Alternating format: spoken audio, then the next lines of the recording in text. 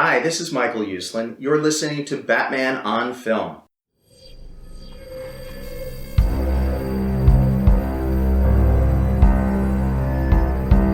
I'm vengeance. I have given a name to my pain.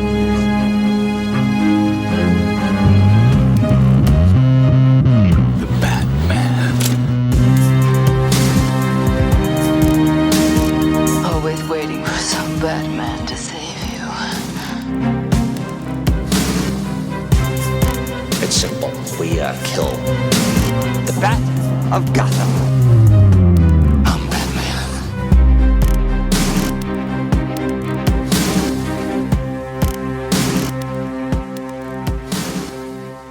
Hey now, welcome to episode number 13 of the Batman on Film Social Hour. I am the host of this Batman on Film show, and I'm also the founder of Batman on Film, Jett, Ramey, and this is going to be an audio-only version of the Social Hour.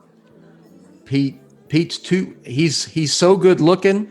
Oh no, that's not. He's so good looking on video that he's got a fan club, and they're hitting him up all the time. He's tired of that shit. That's not true at all. Bill likes to give you 5 seconds notice before you get one of these. So if you're not ready to be on camera, if you don't wake up looking like Rick Shue, you're not going to be on video. I'll tell you that much. You know?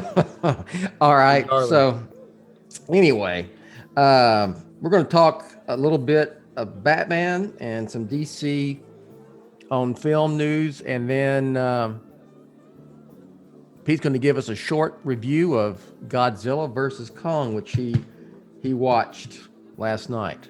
Correct? Yes, sir. What time did you watch that thing? We didn't waited for my brother, so Okay. we watched it on HBO Max. We did it the new school way. Okay. We probably turned it on around like 9 o'clock, 9:30. Okay. Something like that. Not too late. Okay. All right. When you were telling me at first, I thought it was like you decided like at midnight or 1 o'clock in the morning to watch it or something. All right. So let's talk a little bit Batman on film news. Unfortunately, it's not about the Batman because we're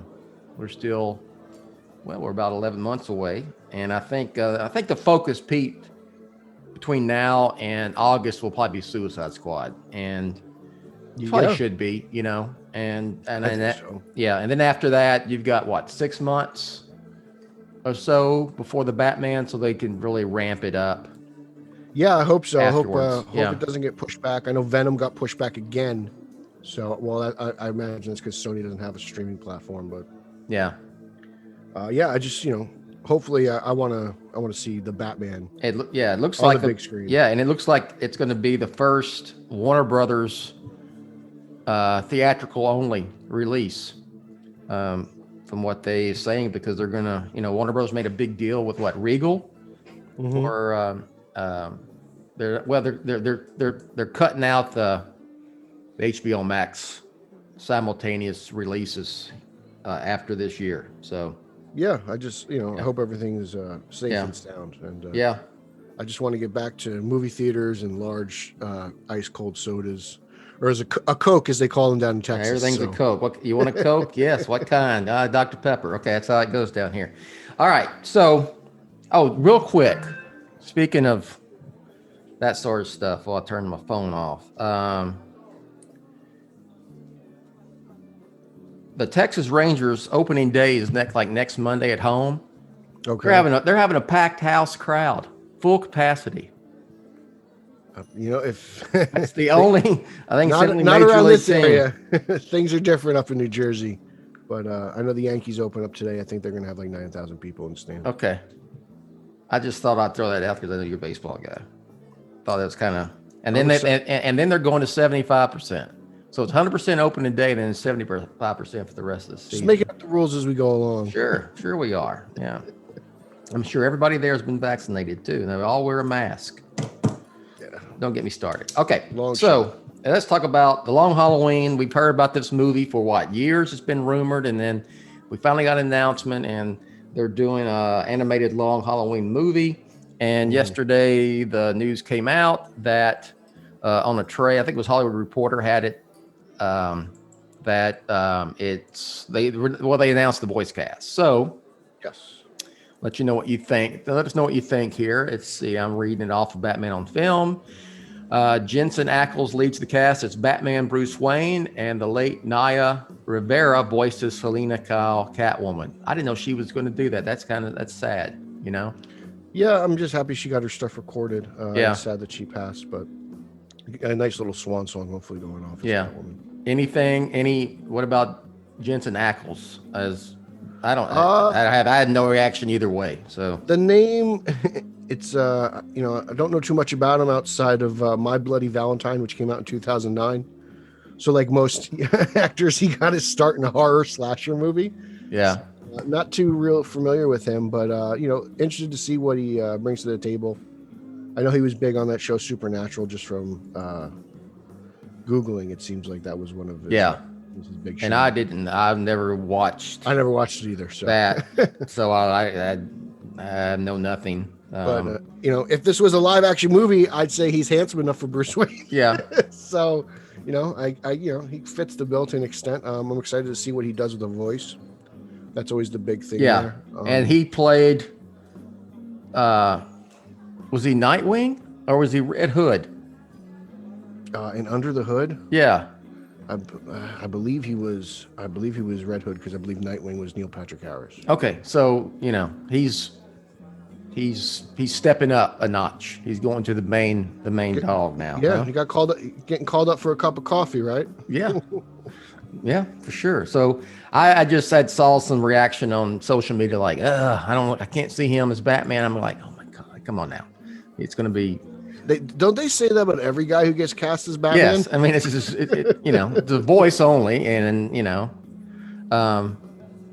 so I reserve judgment until I hear it, and and that's fine with me.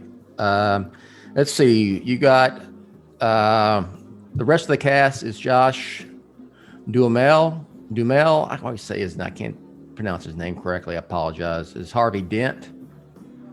I can get it. I like Josh Duhamel, actually. Yeah, I like him too. Billy Burke is James Gordon.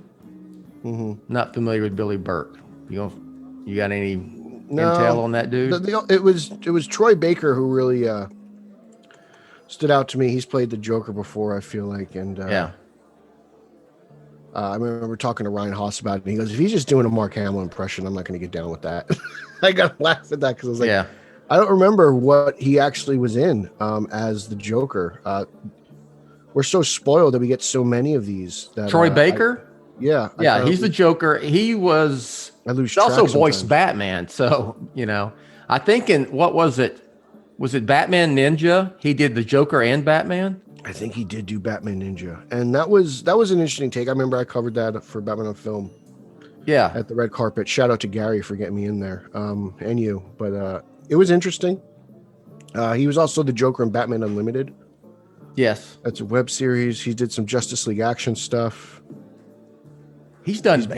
He's done. Wasn't he? He was Batman in Arkham Origins video game. Wow. So that's cool. I'm trying. He was the Joker. I'm looking at it here. I'm looking at his film and stuff. But Monsters Mayhem. He's done a lot of Batman. Where is it? I'm trying to get here. He was in Ghostbusters, the video game. It's interesting.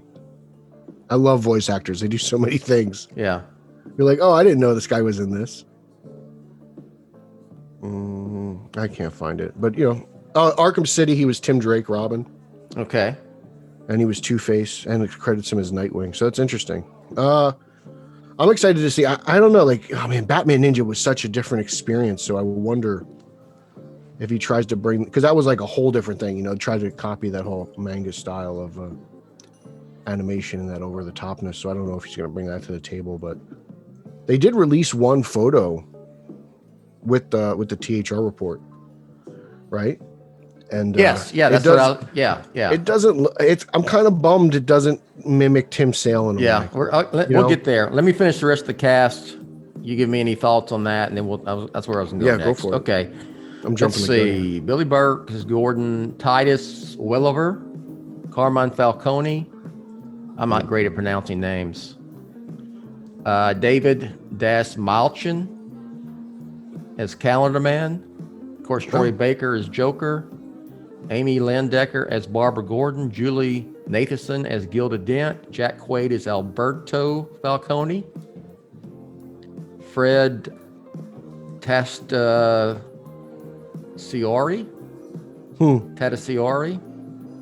I'm butchering these names. I apologize to these people. That's all right. I do the same thing. He's Solomon Grundy, and Alistair Duncan is Alfred.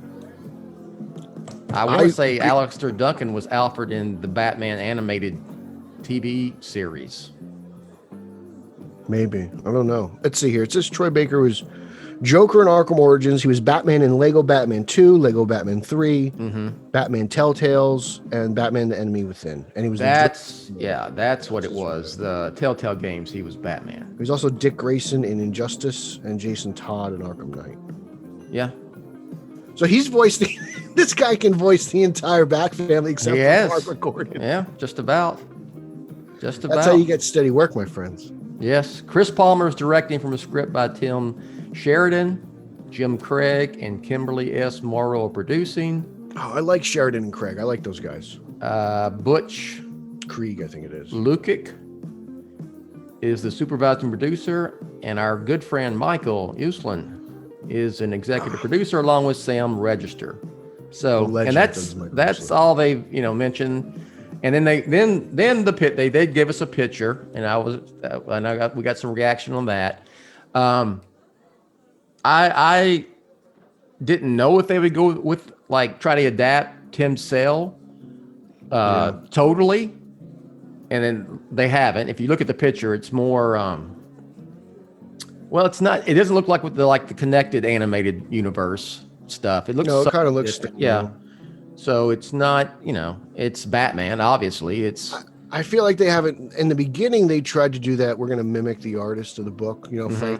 Frank Miller, Batman: Dark Knight Returns, Batman, Superman, Apocalypse, Michael Turner, Public Enemies, Ed McGuinness. So they've done that before, but then stuff like Hush, you didn't get Jim Lee's rendition. Even Gotham by Gaslight was not. It was weird. It was like a weird in between. Yeah. Year one did the mimic. I'm bummed out. I love Tim Sale. He's in my top 5. So to see him not kind of get credit for this is kind of a bump. Not credit, but just he's a big part of that story. And while his characters are kind of far out, no one has teeth that big like the Joker has in a Tim Sale story. Yeah. But it's cool to see. It's a fun style. So. I imagine it's probably a production decision that it's probably quicker. It would probably take longer to do that. You know what I mean? To animate it in that style. Maybe. Just art wise.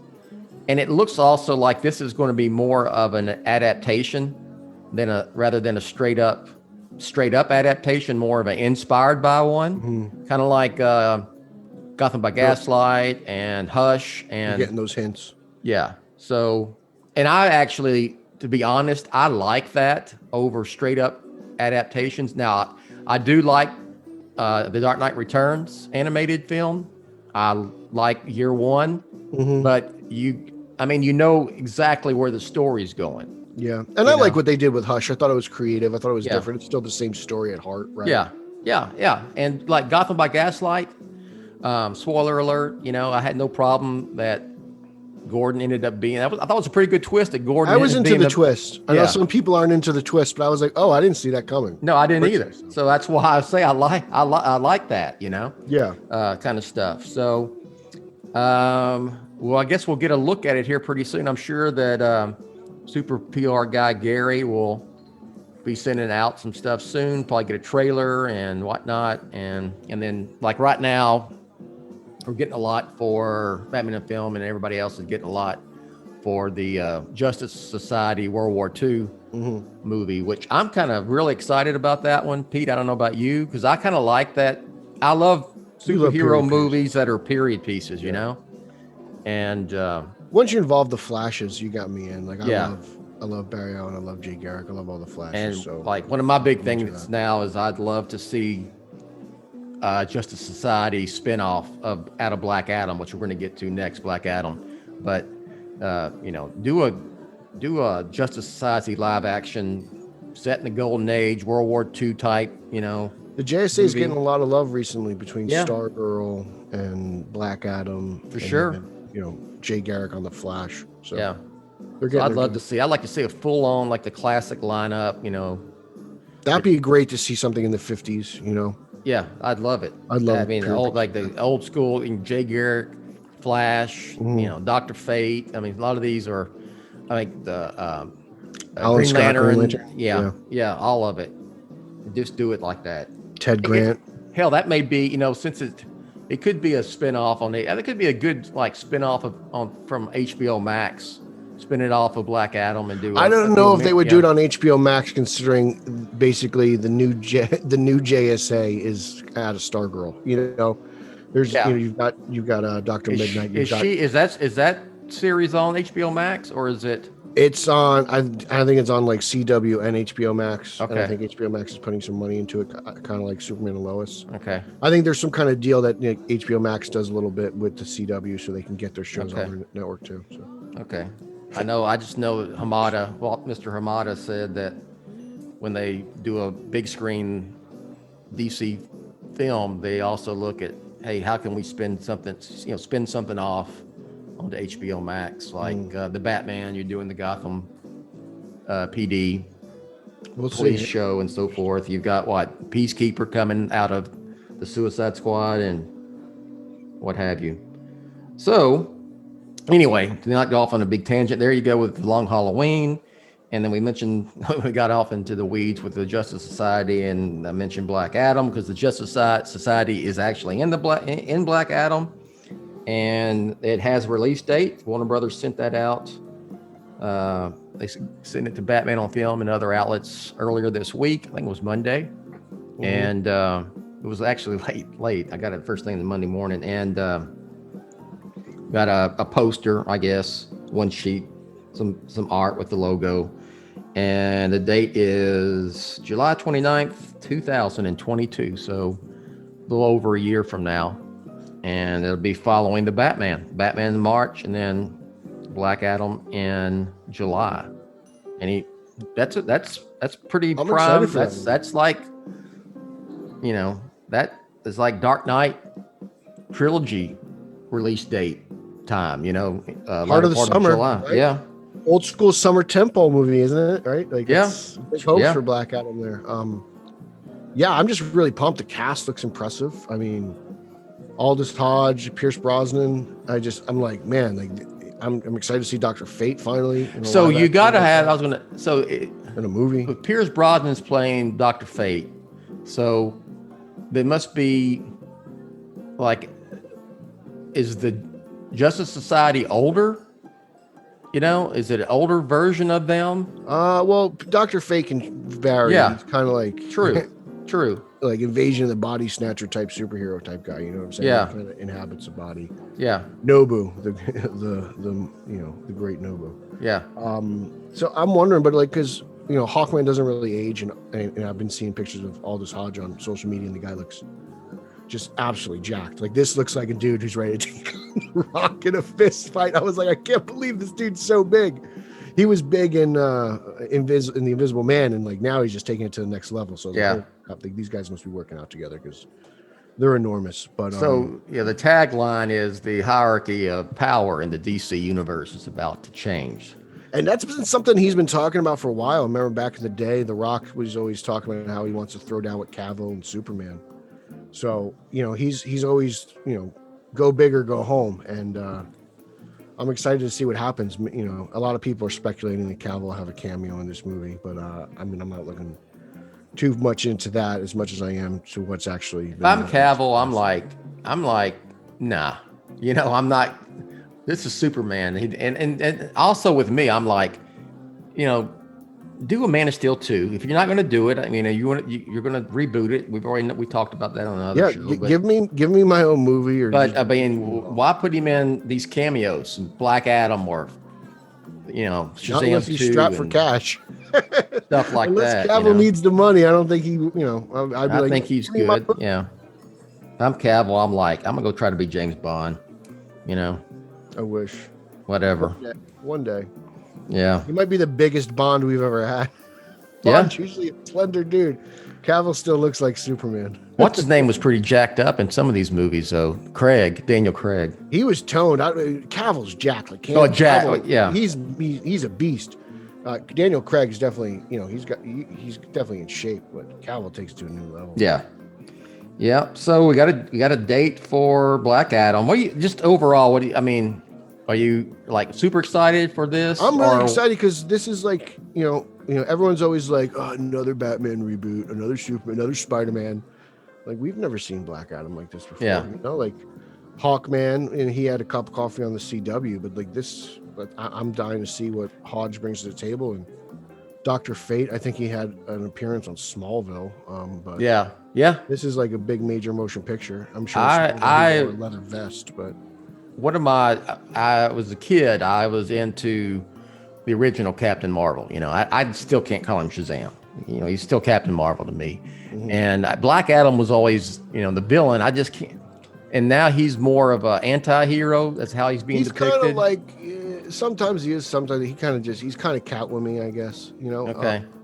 He's kind of like DC's answer to Doctor Doom, where he's like, he rules a nation, but I don't think anyone thinks of him as like an enslaver. Yeah. His people think highly of him, just no one else seems to think highly of him. He kind of ruled, almost in a way where like a dark side on Apocalypse, Yeah. Watch like the old animated series, Superman tries to free people of Apocalypse, and they save Darkseid because they just don't know any other way of life. But eventually you got to figure in Shazam 3 or whatever, or Black Adam 2, it's Captain Marvel versus Black Adam. I'd hope so. I do find it a little interesting that David F. Sandberg has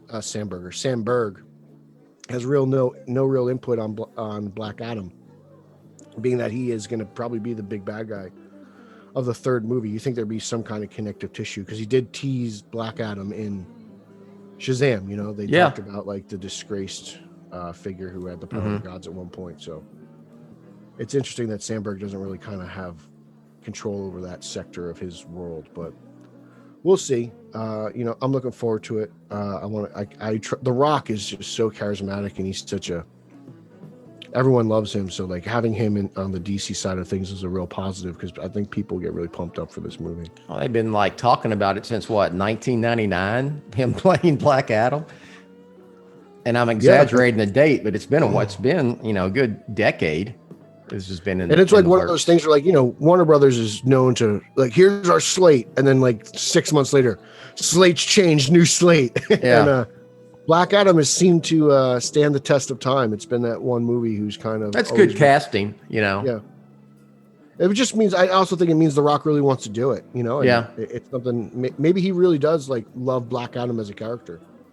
I remember there was times like people were talking like before Shazam, like, oh, have him play Shazam and Black Adam. Remember those days? I was kind of one of those where like was into it. I thought that was a good idea because, But I thought Zachary Levi killed it as Shazam. So I liked him. I liked him as Captain Marvel. Sorry, I'm old school. I'm still going to call him Captain Marvel. You think there's anything into the hierarchy of power the DC universe is about to change tagline? Is that like he's going to replace Superman as like the most powerful being in the DC, the connected world of DC on film? Maybe there might be something to it. I know Superman, we all know Superman struggles with magic, and Black Adam favors heavily into magic. So it could just be a good tagline for those who know the lore. But maybe there is something. Maybe there is some kind of Superman Easter egg at the end of the movie. Who knows? I'd be down Cavill. for it. Jeez, I feel bad for that dude. I mean, I know he's Henry Cavill. He played Superman. He ain't hurting for money. He's probably not hurting for he probably can get a date pretty easy, don't you think, there, Pete? So yeah, I don't think he has to worry. So I feel sorry for him, but I mean, the dude never got to play.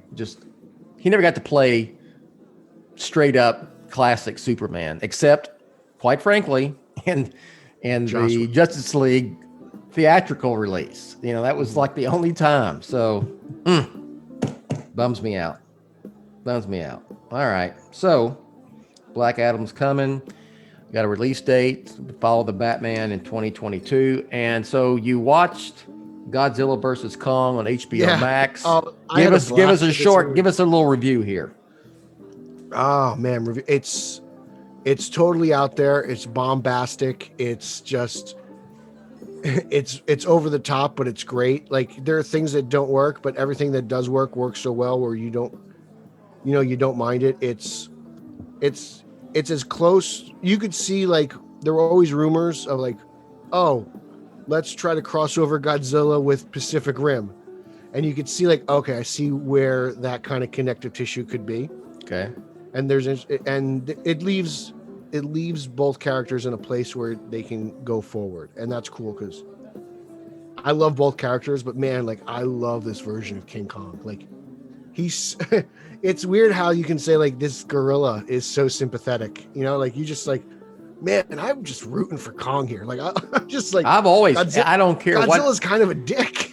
I mean, in every Kong movie, I remember as a child watching the original 1931 what do they call that, stop motion? Oh, that's great with what's her name? Fay Wray, yes. Fay Wray, yes. I love Kong 76 too. Like, yeah, I went and saw it in the theater when I was 11 years old, 12. Not the theater, the theater. It's theater, different. yes. And I always, when I was a kid, I'd like Kong fell off the Empire State Building, and I cried.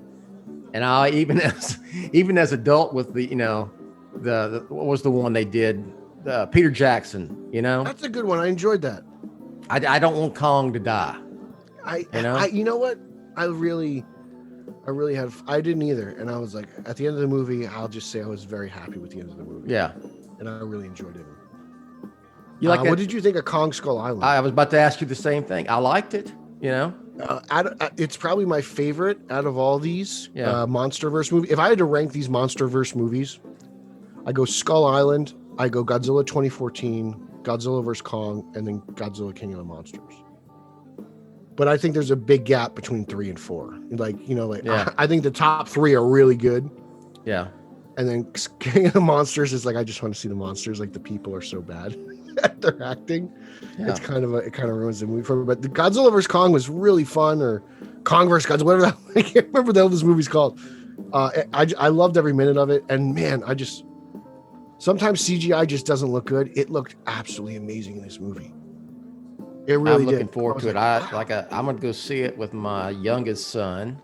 It still makes me wonder, like, how did you guys screw up Superman's face?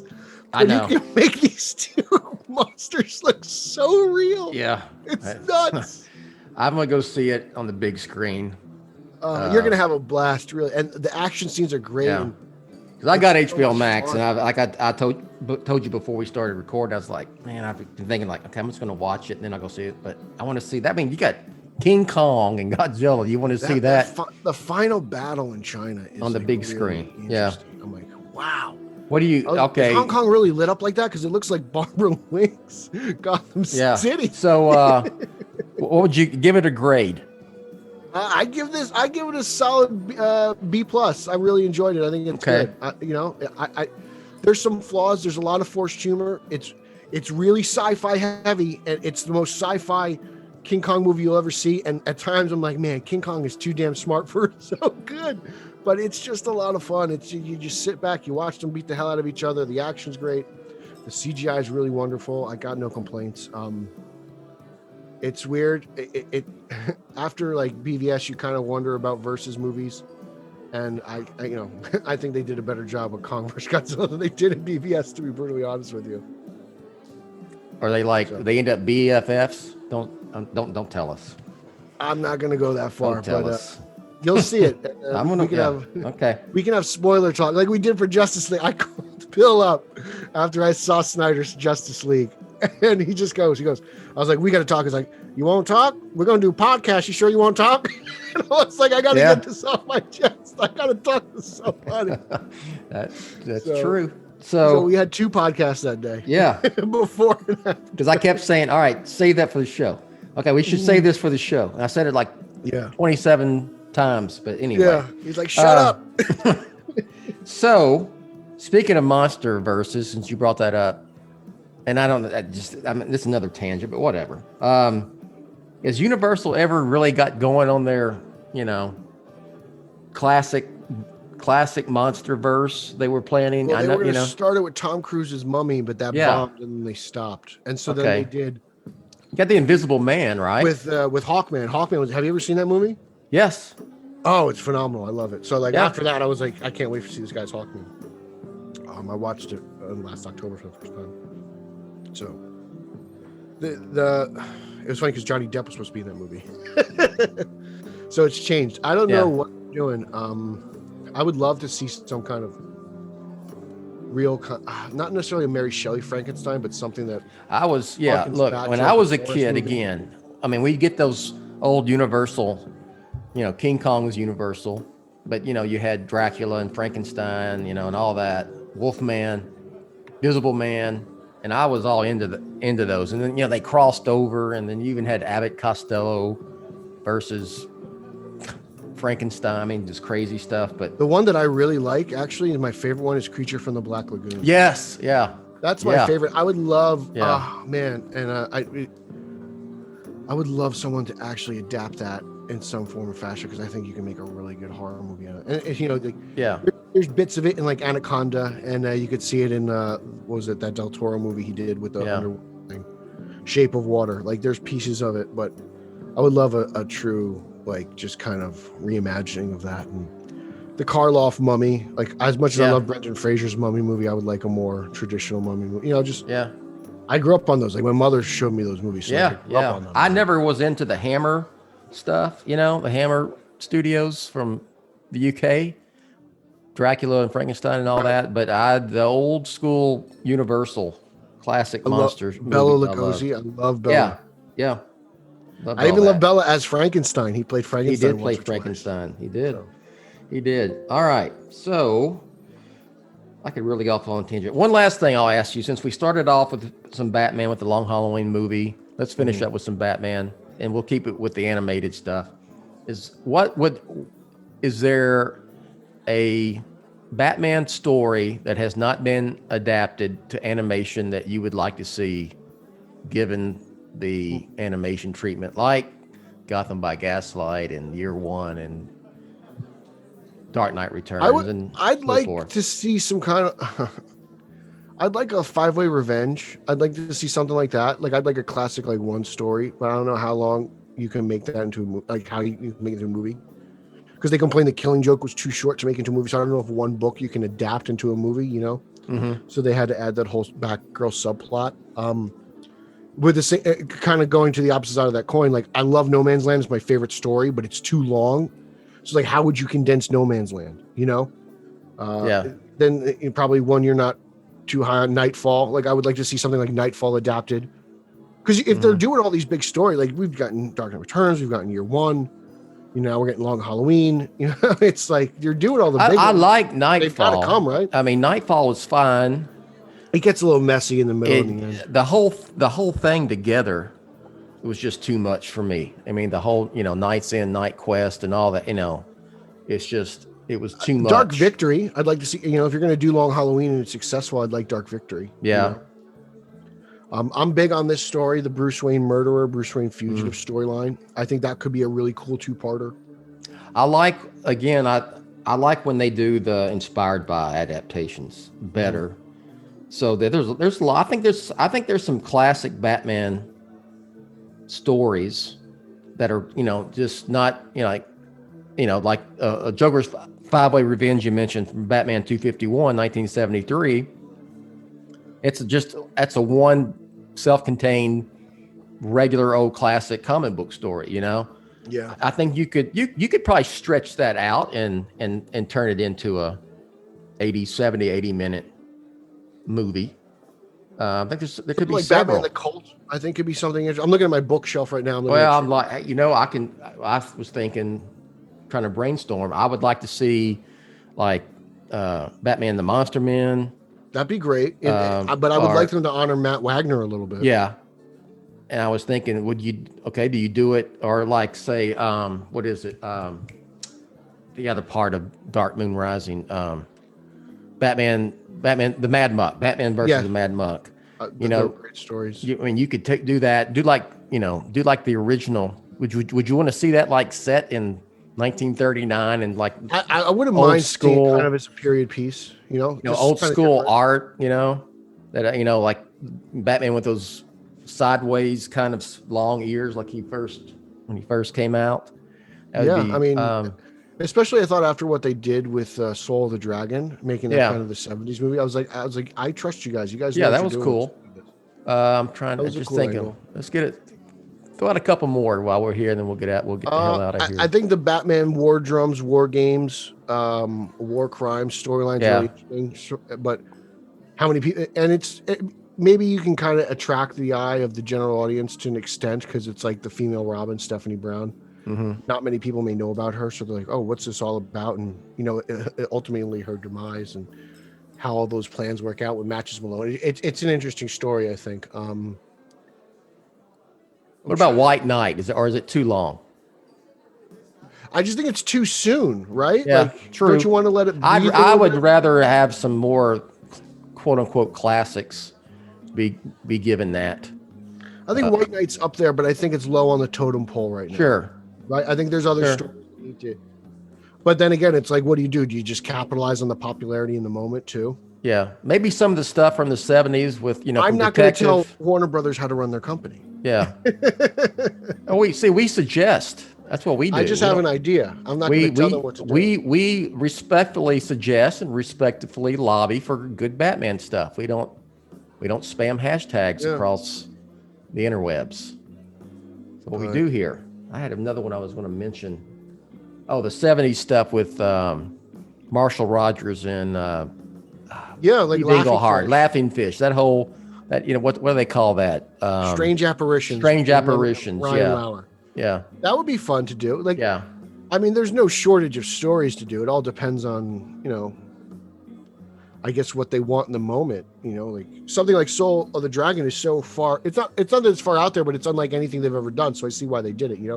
Same thing with Batman Ninja. Like every once in a while, they just kind of they put a little cinnamon in your hot chocolate, just kind of spice it up. So it's like, and I appreciate that because while I don't go to visit Batman Ninja, which has gotten a lot of love on this show, often it's a nice little palate cleanser because you're like, oh, I haven't seen that in maybe a year. I'm gonna check that out, pop that in, and watch that. And you're like, okay, that was cool. I enjoyed that, but I still watch like Dark Knight Returns every like 2 months. Yeah, there's a lot. That's why it reminds me I need to watch The Brave and the Bold again because there's so many nods to a lot of classic Batman stories. You want to know something? You love that. Yeah. And I tried it out for you and I gave it a shot and it wasn't my thing. And I said to myself, I'm surprised Bill likes this much. Yeah. Because it's like the first thing I pop in. It's completely what you think I would not like. Yeah, 100%. Because it's Batman with Blue Beetle. And we are like, Blue Beetle might as well be. He's an alien scarab guy, right? He's just got superpowers with his suit and everything. And it's the Jaime Reyes Blue Beetle. And I'm just like, I'm sitting there like, Bill likes this. You know what? I tell you why. Really it's a good topic. Surprise. It's because it's animated. It's for Batman fans. I mean, it knows what it is. Yes, and it as someone old like me, old and still handsome and good shape. I will say that, even though I'm 55. Oh jeez. Let's see. But I know a lot of Batman history, and I read a lot of Batman comics, and there's so much. It's a love letter to Batman history, and that's why And it's got a huge sector of fandom too. Like, I'm also not gonna, I'm not gonna trash Mr. Tucker. I love James Tucker. I love his work. Yeah, he's a genius, but it's not really my thing. But I see why some people love it. Yeah. And again, it's just one of those things where I can always go back to the animated series. I can always watch Beware the Batman. I can always watch The Batman. So there's a place for the Brave and the Bold. Yeah, I wish it had got one more season. I mean, you did the Batman was 5 for Pete's sake. I mean, the Beware the Batman, I feel might be the most underrated of all yes, time. That and the fact I don't get it. The Brave and the Bold was a prime time Friday night time slot on Cartoon Network, and that's cool. But it would have been more suited, I think, for, Saturday mornings. I'm surprised. Whereas Beware the Yeah. Batman was on Saturday mornings. It made no sense. That show is way too heavy for kids. Yeah. Yeah, I that was bums me out. surprised. That it got shut down way too soon. And then I think it's part of it was their fault. The time slot was terrible. Terrible. So if you're out there listening, if you've never given that a shot, Beware the Batman, watch it. It's good.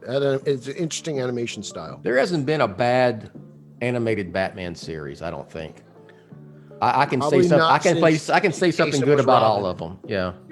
I think whatever was it the new Batman event? When was Casey Kasem Robin? That was probably the last. Oh, that was Batman. back in the 70s. That's when I was Yeah, a kid. That was. I always thought of those as continuations of '66. Those two. That first one. The one from. First one from the 60s. It was late, like 68, 69 to early 70s. Yeah. That one, that was like a continuation of this TV series.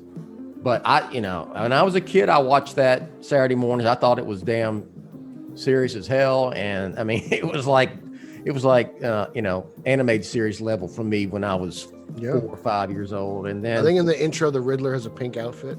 yeah. And then there was the one in 77. That one I was okay. By that time I was 12, and my Batman sensibilities had formed because I had been reading the comics of the 70s, Denny O'Neil and all that stuff, Steve Englehart and all those writers. And so I that used to one watch it on DC Universe. had a goofy ass version of It was good. Batmite. Batman, yes. And that was actually Adam West and Burt Ward that voiced Batman and Robin in the New Adventures of Batman. Okay, 1977. I forget. I knew one of them had Burt Ward. Yeah. I forget which one it was. I always get the two of them mixed up. So I really don't count them as much. Now, Super Friends, I watched the hell out of too when I was a kid.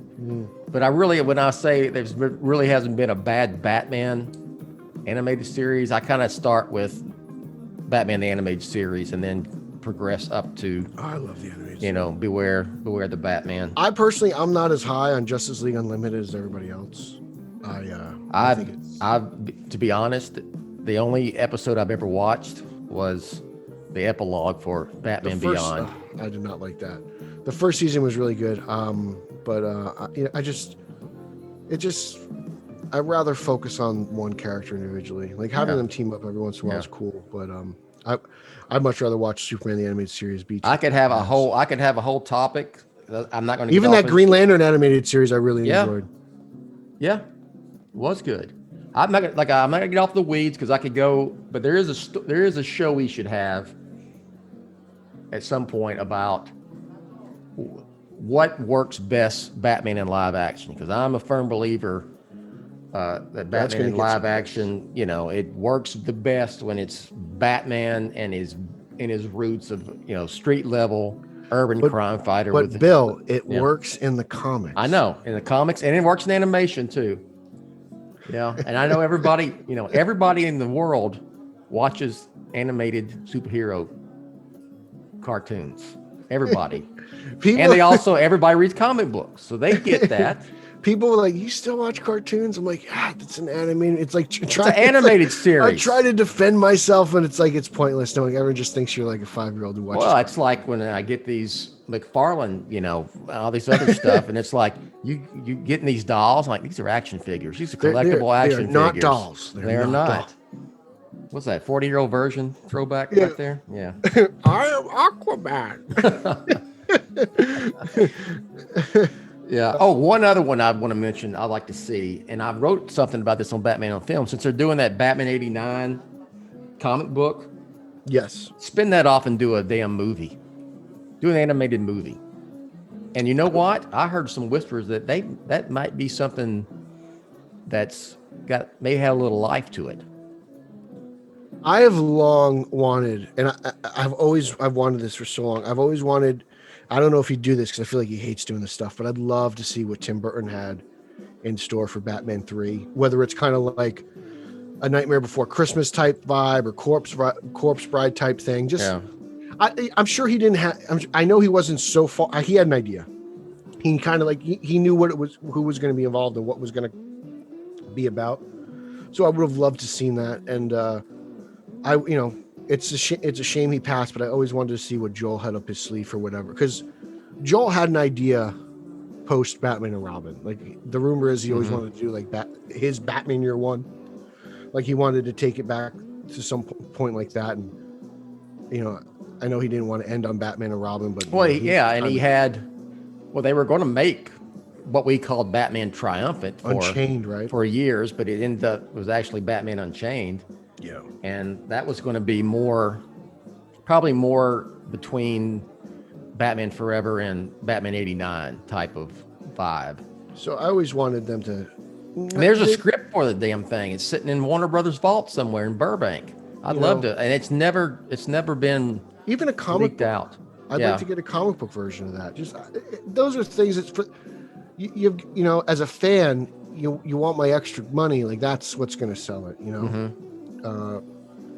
don't have to go crazy, but like even that Schumacher cut of Batman Forever, if they could put that together, I'd watch that.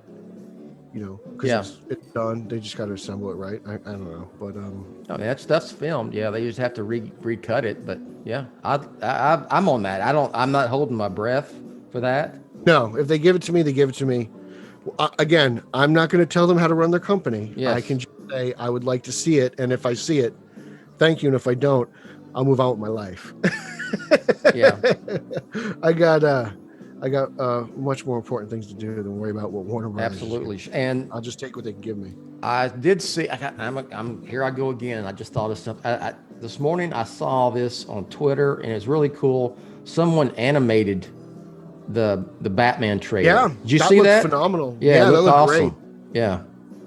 So, which is what was that direct to DVD movie that came out? It was supposed to take place between Begins and Dark Knight. That was Batman. I forgot what the hell it was called, but that was cool. Like I like those little individual stories, and I wouldn't mind seeing something like that again.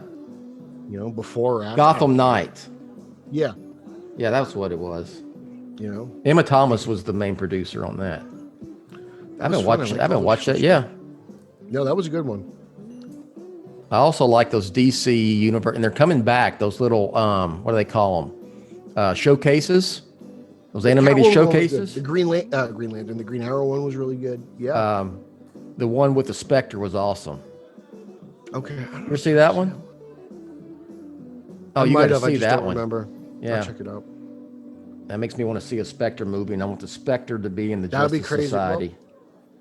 Does the Spectre, should he be in the Justice Society, or should he be part of Justice League Dark?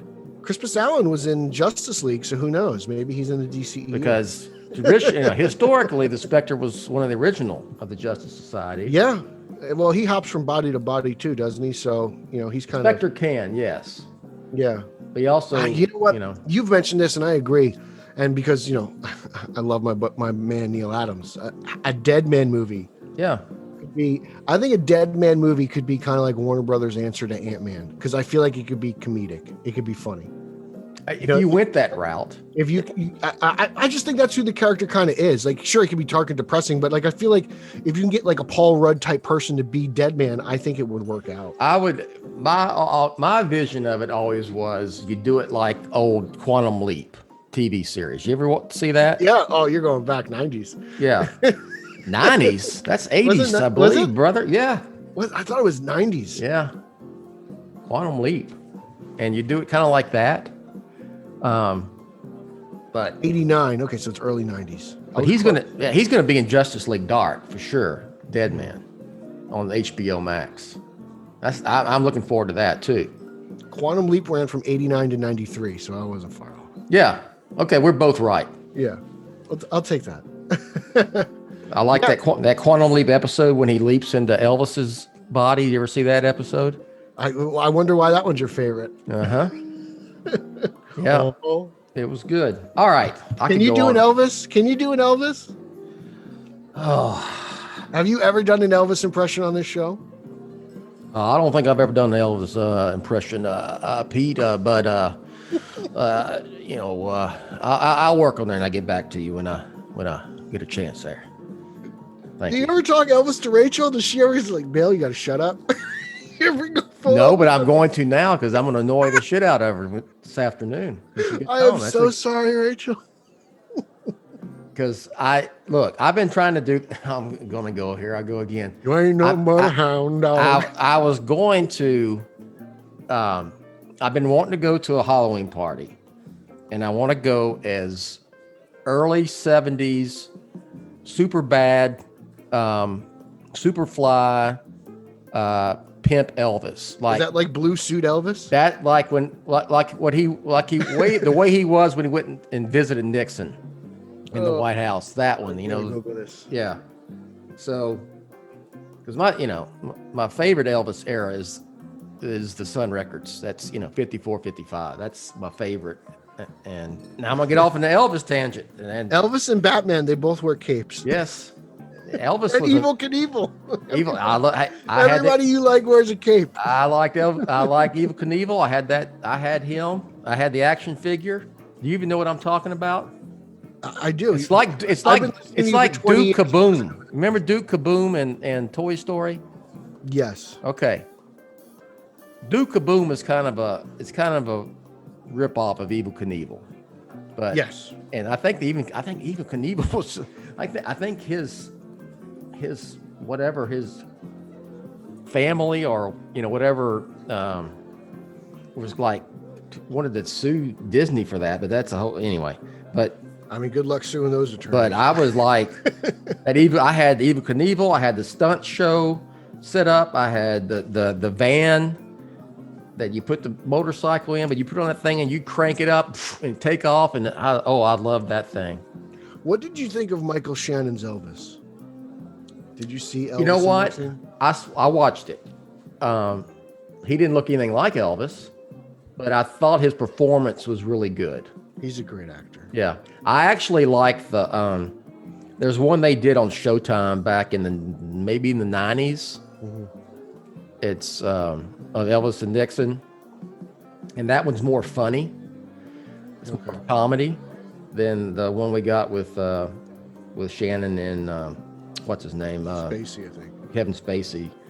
So that one, if you ever check that one out, that one's pretty good. I am looking forward to the Elvis biopic that's coming out with what's that kid? I say kid, he's 30 years old. Have you ever been to Graceland? I have been to Graceland twice. Yeah. What's better for you, Graceland or Texas Stadium? Like what is higher up on like, oh man, if I could spend my birthday in one place, if I had to do it, the ultimate day, like what are you talking like Graceland or Texas Stadium watching Cowboys play? Like old Texas Stadium, the original, not AT&T or whatever it's called now, but the Texas Stadium. Probably. I mean, they're both up there. I've been to so many games at Texas Stadium that it's kind of wasn't a big deal. Because I miss going to Yankee Stadium, my original Yankee Stadium to watch ball games. But probably going to Graceland. I haven't been. It's been a long time. I want to go again. But I also going to Memphis and I went to Sun Records and did that whole tour. I mean, that's where he cut all those Sun Records with Sam Phillips. That was pretty awesome. Yeah. No, I know. Just I don't have anything really like Graceland personally, but like for me, like going to a Yankee game on my birthday's in May. Yeah. So it's like if there's a home game on my birthday. You never went to the original Yankee Stadium, huh? Well, it was original. I mean, my Yankee Stadium was rebuilt in like 1976. So from 76 to 09, was one building. I've been there. That's when I say original, that's for me. But Yankee Stadium 1 built in like 1920, whatever. I've never been there. No. Okay. But, I've been to Yankee Stadium 2, Yankee Stadium 3, and I love 3. I think it's a great ballpark, and people give it in this area bullshit for no reason because that's just what people do. Yankee Stadium 2, they raised that one. It's gone, huh? Yeah, no, it's long gone. Now it's a community park. Yeah, and they got like the home plate where it was still there, right? Yeah, it's right across. It's right across the street. The new one's great. One day you'll come visit. We'll go. But no, it's fun.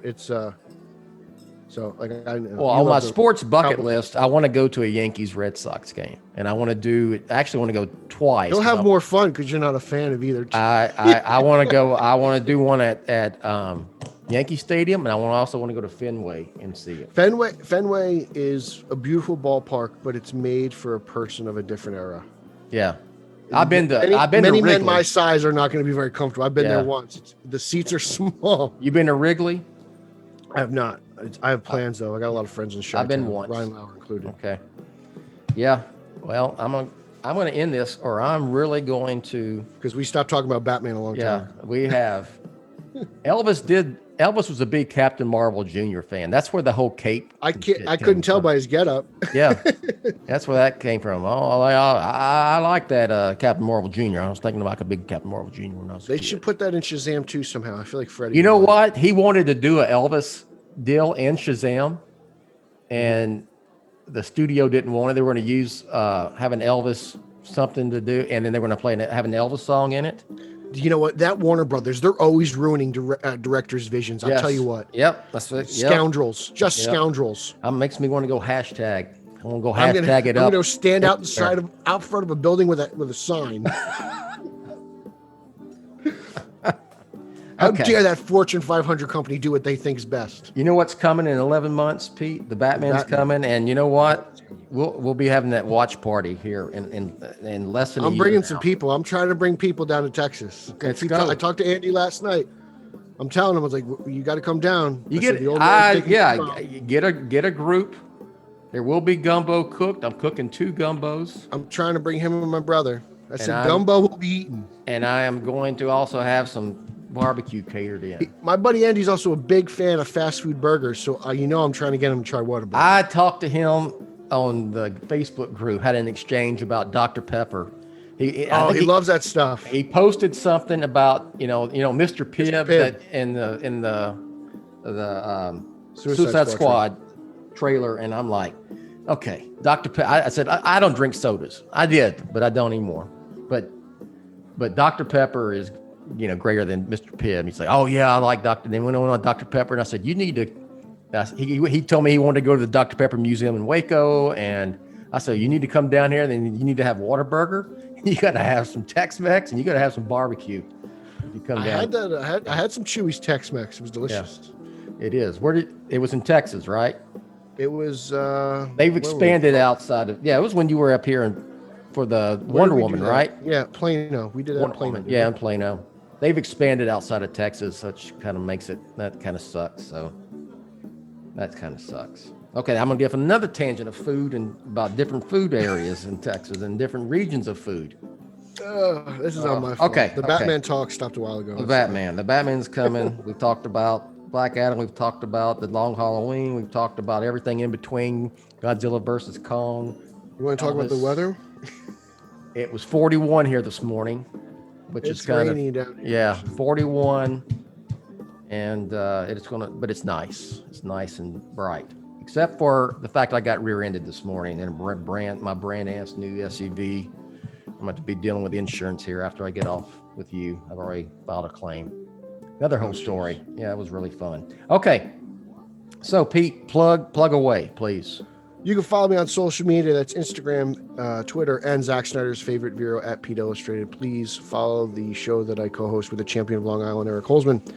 Straight Outta Gotham at straight_O_G. Please check out our Facebook page, Straight Outta Gotham. Please check out our Facebook group, Straight Outta Gotham. Just check out our podcast wherever you can listen to podcasts.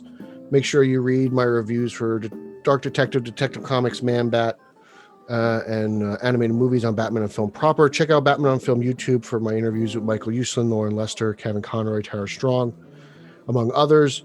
And check out my toy reviews on Batman on Film YouTube. I've got Mafex, I've got McFarlane toys, I've got Mattel figures, so lots of good stuff. Funko Pops. I've got a couple behind me. I've been slacking off, and I have a Batman replica Batarang I have to do a review on, courtesy of Mr. Ryan Lauer, spelled like lower. And that seems to be it. Bill, take it away. I have 2 Elvis Funko Pops that I've added to my collection. There you go. Do they have their own shelf? I've got like 30 something or maybe 25, 26 different Batman versions. You want to be a good Batman animated? Expand your new house. a Batman animated movie. Do something with that Red Rain. How about that? I could dig that. Yeah, make it come out in October. Yeah. Feast off that Halloween theme. I dig that. I'm about to go against my whole thing and do like a 2.5, 3 hour podcast, and it's going to drive me nuts. So I got to get out of here. Okay. So, let's see. You can follow me on Twitter at Batman on Film. That's where you get my witty banter, and I'll interact with you. If you just want just straight up news links from Batman on Film, that's at the Batman on Film on Twitter. If you like what we do here at Batman on Film, you can become a Patreon at patreon.com/Batman on Film. And all the shows, all the ones Pete mentioned, and even more of them, everything on Batman on Film, the social hour, the podcast, Batman on Film, the BOF Chronicles, everything is all part of the Batman Podcast Network. And you can find those shows at batmanpodcastnetwork.com. And senior BOF contributor Ryan Haas also runs the Twitter pages at BatPod Network. So that's all I got for Pete. I am Bill. I'm going to go ahead and do it. All right, Pete. Ready? Yeah. Batman on Film, authoritative, definitive. A dead original. All right. We will catch you next time. Thanks for indulging our talk about lots of stuff that really didn't have anything to do with Batman, but it was fun anyway. Catch you next time. And Baba Booey to you all. Thanks for listening to the Batman on Film Social Hour, Jett's official BOF podcast and vlog. Follow Jett on Twitter at Batman on Film. For BOF news only on Twitter, follow at the Batman on Film. For Jett and everyone at BOF, I'm announcer Rachel. Authoritative, definitive, the original, Batman on Film.